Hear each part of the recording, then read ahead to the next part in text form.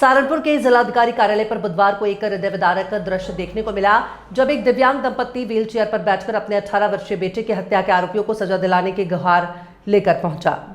हाथ में कपड़े पर लिखा एक पत्र था, मेरे बेटे के हत्यारों को सजा दो। ये दृश्य यहां मौजूद हर व्यक्ति को भावुक कर गया। दिव्यांग चरण सिंह और उनकी पत्नी ने बताया कि उनके बेटे विनय की 3 अक्टूबर की रात गांव के ही कुछ लोगों ने बेरहमी से हत्या कर दी और उसकी लाश को पेड़ से लटका दिया। उनका आरोप है कि पुलिस ने न तो आरोपियों को गिरफ्तार किया, न ही शव का पोस्टमार्टम कराया।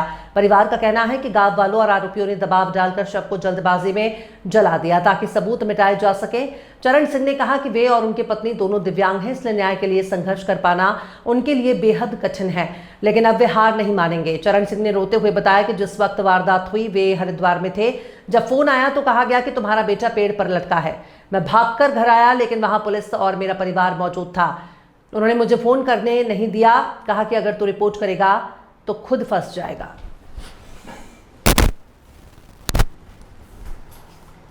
आपका नाम?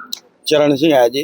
चरण जी, क्या घटना हुई है? आप आज टीम के यहाँ आए हैं। मेरा लड़का महराज जी 18 वर्ष का और मेरा भाई है और भाई का लड़का प्रवीण है, उसकी रेखा है, प्रवीण की बहू रेखा है और 2 लड़के उन्होंने जीवन के लिए रखे थे शायद में, जिसका नाम सुभाष है, पुत्र जयपाल और ये छोटन पुत्र जयपाल, ये थे जी। और मैं उसी दिन हरिद्वार से आया गिल्लो, मेरे 6 बजे फोन गया तो तेरा लड़का पेड़ पर टांग रखा।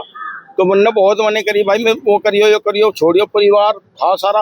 क्या लगा मेरे लड़के को बड़े को साले तू ही फंस जाएगा, तू ही अगर जो तो ऐसा नहीं फोन कर देगा। तो उन्होंने पुलिस से मिलकर मेरा मैं ऐसा कोई 11 बजे सही 11 बजे थाने में आ गया। मैंने कहा जी चिता लग रही थी, चलो जी। तो मैं वहाँ गए, पुलिस वाले जहाँ से मतलब पेड्डे पर टंग रहा था हमारे खेत पे और मतलब वेल के धोरे दुआल के, और जी मन ने कहा जी चलो चिता तो देख लो, तुम 100-200 आदमियों को फोटो तो खांच ले जो उन्हें फूंक रहे।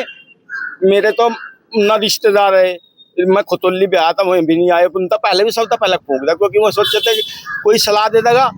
तो 100 नंबर तक भी फोन नहीं करने दिया मेरे लड़के को और को। क्या वजह रही है?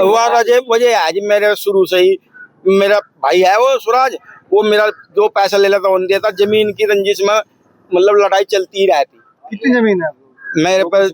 हाँ 24 बीघे है जी, 4 भाई थे जी बस। अच्छा, क्या करता था वो पहले तो वही बोवा वगैरह था जी, मेरी शादी नहीं हुई और बस फिर उसने बोनी मैं छोड़ दी जी, मेरे लड़के हो गए, फिर मैं क्या करता। अच्छा, मन बोई फिर ऐसी वजह क्या रही है कि पुलिस ने कार्रवाई नहीं करी और आप पुलिस ने इतनी कार्रवाई नहीं करी? बताऊं क्यों नहीं करी? अगर मैं जब सुबह ही गया मगर जी मोल, मेरा लड़का हरिद्वार में से सीधा थाने में गया, 1 किलोमीटर है मेरा गाँव थाने से रामपुर।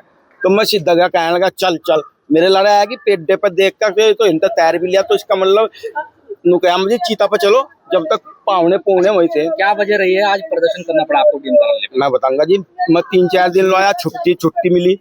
एक दिन इमरान के धुरा गया, जब भी छुट्टी मिली, इमरान सांसद के कल भी इतवार वाले दिन भी सोचा कोई मिला, यहाँ भी आया टीम के, तो यहाँ होमगार्ड मिले, कहने लगे भाई कोई बैठने से फायदा नहीं, मैं पड़ता सभी लाता ये बनाया गया। चाहते क्या हो?